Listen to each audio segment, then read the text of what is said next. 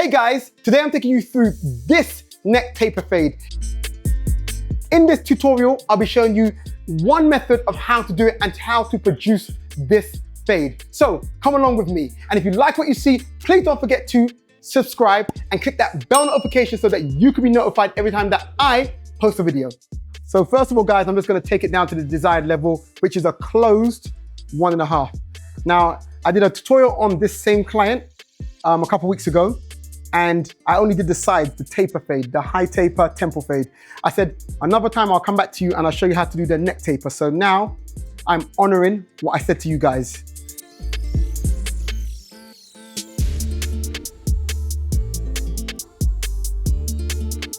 So when we start off, guys, we're gonna put in a skin line. The skin line will determine where the fade will end. Now the tendon on where you put that skin line will determine where the fade ends and how high the fade will be. So if I put the line, right here, then this is where the fade will end. So we're likely gonna fade in this area. Now, when you're doing a neck taper, although we're not fading the side right now, it's always good to, although you can't see a fade right there, to look at the fade, because I always like it to match up with the front fade. So if his fade's gonna be there, then the neck taper should come around here, in this area here. So I always kind of like it to be like balanced. So I kind of see it like that. So if the fade was even like here, we did the fade just there, then that line there, invisible line here, come across, I do the fade there. So now I'm doing the neck taper first. It means that if I fade him, or if anyone else fades him, they really want it to match up with the neck taper. So I'm gonna fade it in this area here. So if I was to bring the skin line up to here, I don't think if it's faded up there, it's a neck taper or it's a taper. It's just a normal fade. So we need to make sure that it is at the back of the head and underneath where the head kind of drops. So it can be up to there, it could be there, it could be there, it could be there. It's really your decision. But I'm gonna fade it in about this area here. Doing a taper is the same as any other fade. So you can use different techniques. So I could use an open blade and put an open blade barrier in it, then fade out the bottom, then fade in the top.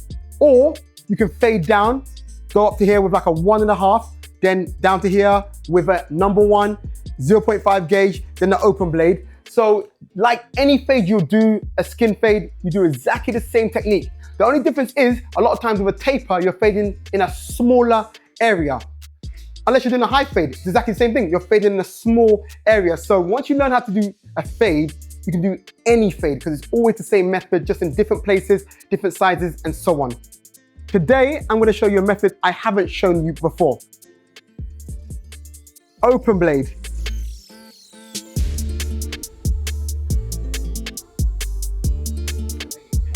We'll do an open blade, that's it. Now, what I'm gonna do is, I'm gonna fade in this area down to the open blade, then I'll fade out this line at the end. It's just a different method, guys. I just find that sometimes different methods is just good because it's just sometimes helpful just to switch up and not do the same thing all the time. And at other times, different methods work on different hair types, different head shapes, and so on. So my invisible line is here. So with the open 1.5, I'm gonna go up to that invisible line. Look, I'm going through the hair and flick out. Going through the hair and flick out. Going through the hair, flick out. Going through the hair and flick out. Go across again, flick out, flick out, flick out. Close the lever, go to the same place, flick out, flick out, flick out, flick out, flick out, flick out, flick out, flick out, flick out, flick out, flick out, flick out.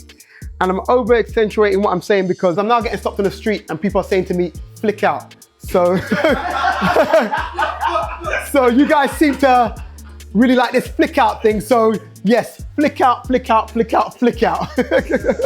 So now I drop down to the number 1. And what I'm gonna do first is just prep the area by going with the grain and just flattening that area, which I'm going to be fading.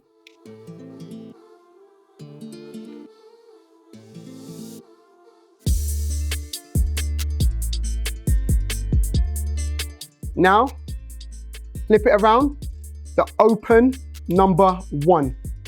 My first invisible line was around there. So with the number 1, I'm gonna drop it down slightly to there. So come from all the way underneath, go to my invisible line and flick out.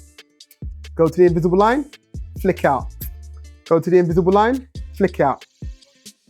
Flick out, flick out. Then go across again the other way, flick out. Making sure to comb it down every time you flick out. Now the reason why you need to comb it down is because when you go up with the gauge, the hair comes out of place. Now on camera, you may not be able to see that so clearly, but trust me, it has. So you need to use the comb to comb it out and flatten it to the direction it should be. And that's why it's important to cut, comb, cut, comb, cut, comb, cut, comb. Close the lever, go to the same place. Go from all the way underneath, go to that invisible line and flick out. Bring it to exactly the same place.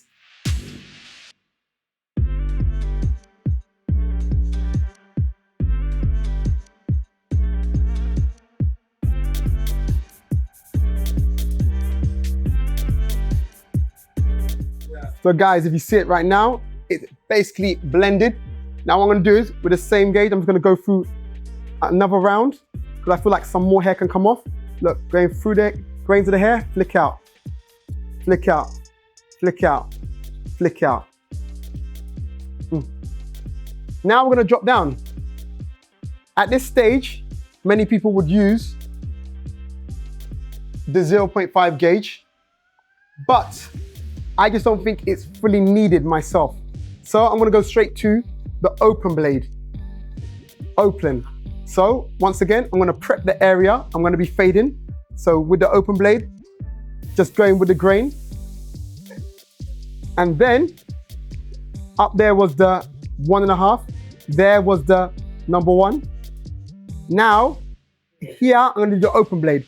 So I'll come from all the way underneath, go to that invisible line and flick out. Invisible line, flick out, flick out, flick out. Making sure to comb it back out, then go across back the other way to the same place and flick out.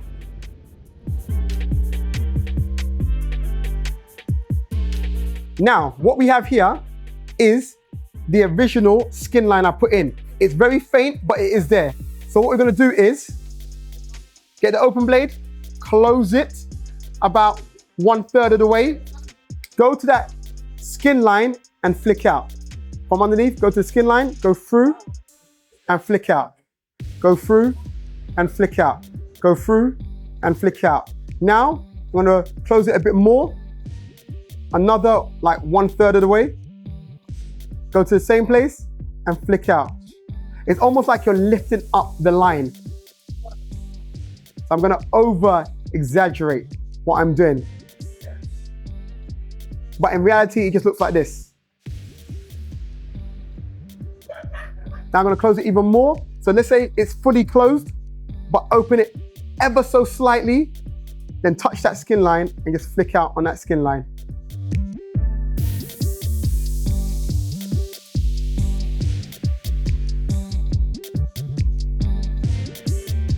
So guys, look how it looks right now, because I'm going to shape it up and I'm gonna do a bit of refining after. So look at it right now and you're gonna see how it looks after.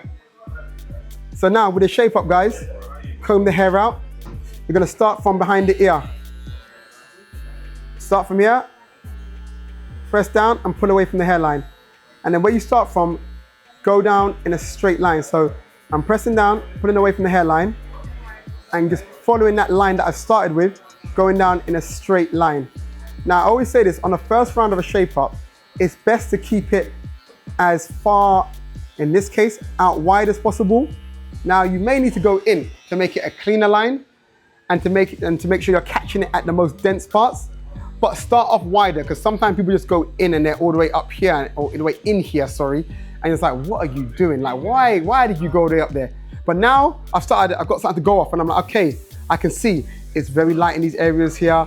So this shape up line is, yeah, it's not the one. Also, speak to your client, because your client may be like, you know what, I like it like that. But I know him, so I see the shape ups he gets. I've seen the neck lineup that he gets generally, so I know he wants it sharper. So speak to your client, know your client, and then proceed. So we're gonna make this line a lot cleaner and sharper. And in order to do that, you have to go in a little bit. So look, I'm gonna go into here. Not so much, I'm not going all the way up there. Look, just here to catch it at a more dense area and go up in a straight line. It's important that wherever you go to, go up in a straight line. Obviously, when you get to around the ear, you're gonna curve it around and not go up into their hair. And then you'll see when you get a clean line, that makes the fade look so good. How's that looking, guys? That looking like a clean taper? What do you think, Alexander? Huh? You ain't got eyes behind your head? All right, then we move on to the other side, guys, and do exactly the same thing.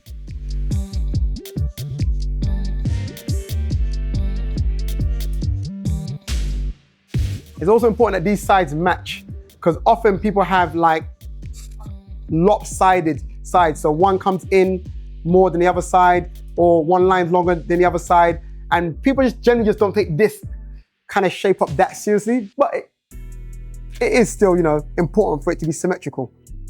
So once you've gone down in a straight line, cleared all the hair around,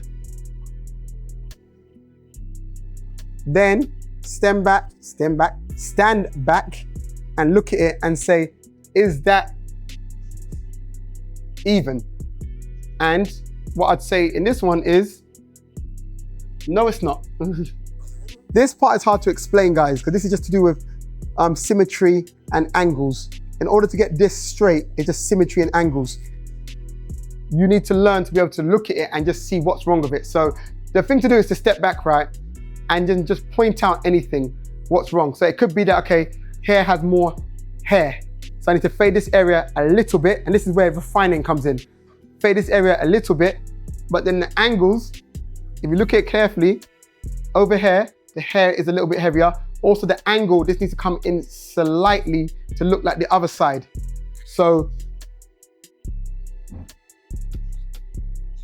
with the angle, I change it so it's more symmetrical, but then also hair still needs to be faded out. But this is all good because now I can, in the refining stages, fix all of that. So this is what it looks like with the shape up not being refined. So let's see how it looks after I've refined it. And I can tell you the areas what needs refining. So here needs to be faded out a little bit more. Here needs to be blended a bit more. So this needs to be lightened up a little bit so the fade looks a little bit smoother. I could take some weight off here as well and smoothen this area down and just go over the fade a little bit and it'll be a lot better. So I say a lot better, it'll be better. You can judge whether you think it's a lot better or not. But for now, I'm gonna refine it. So this is what it looks like before refining, and then you can see what it looks like after refining.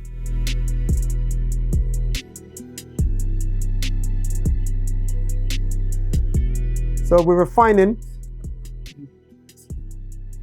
All you have to do is, like I said, point out what the problems are and basically address them.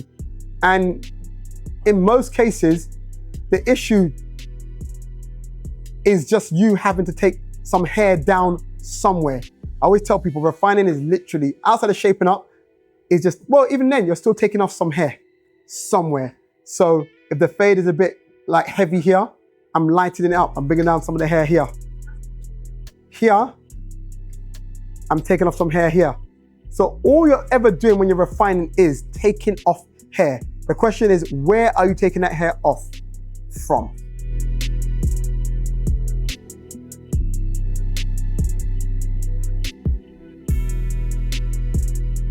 You know, it's important for me because sometimes you look at something with your eyes and when you look at it in the camera, it's different. So I need to kind of like see it from the camera and see if there's anything that the camera picks up, I need to go over. But the thing with cameras, like I explained before, is they pick up things that you can't see. So you're being held accountable to something that you can't see and the human eye can't see anyway.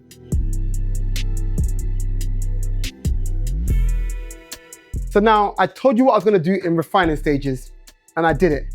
So now what do you think it looks like after I've refined it? And this is why I say it's always important to refine the haircut and not to spend too much time in the process of fading initially because you're always gonna go over the fade anyway. So now if you can look back and see what it looked like before I shaped it up, then after I shaped it up, and then after refining, you'll see that The fade looks a lot cleaner now. The lines on the side look a lot cleaner now because I've refined it. So there you have it, a neck taper tutorial. I hope you've enjoyed it. I showed you how to do the fade, how to refine it, and all the things I usually tell you, but this is something I haven't shown you before. So if there's anything you'd like me to do, please leave it in the comments and I'll do my best to get in round to it. You've been in the cuts with SliderCuts. Don't forget to subscribe. Peace.